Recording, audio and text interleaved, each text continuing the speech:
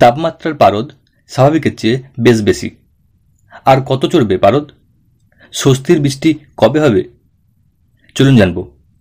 তার আগে অনুরোধ করবো আগের মতোই, আপনাদের এই ছোট্ট আপডেট এভরিডে ইউটিউব চ্যানেলটি যদি আপনি এখনও সাবস্ক্রাইব না করে রেখেছেন তাহলে অবশ্যই সাবস্ক্রাইব করে পাশের নোটিফিকেশন বেল আইকনটি অন করে রাখুন এই ধরনের তথ্য বা এই ধরনের খবর আগামীতে পাওয়ার জন্য। তীব্র দহন জ্বালায় পুড়ছে বাংলা। দক্ষিণবঙ্গের জেলাগুলিতে তাপমাত্রা 4 ডিগ্রি বেড়ে গিয়েছে।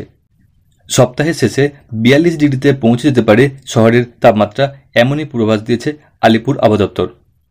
দক্ষিণবঙ্গের একাধিক জেলায় তাপপ্রবাহের সতর্কতা জারি করা হয়েছে।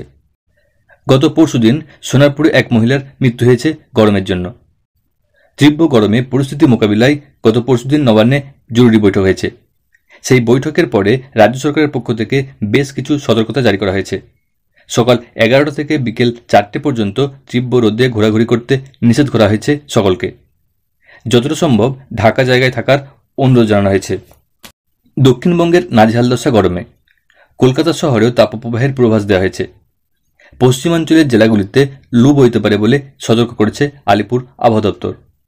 2 চব্বিশ পরগনা, পশ্চিম বর্ধমান, মুর্শিদাবাদ, 2 মেদিনীপুর, ঝাড়গ্রাম, পুরুলিয়া, বীরভূম জেলায় তাপপ্রবাহের সতর্কতা জারি করা হয়েছে। এছাড়া গাঙ্গেয় পশ্চিমবঙ্গের জেলাগুলিতে তাপপ্রবাহের পরিস্থিতি বজায় থাকবে। দক্ষিণবঙ্গের জন্য আপাতত কোনো সুখবর শোনাতে পারেনি আবহাওয়া অফিস।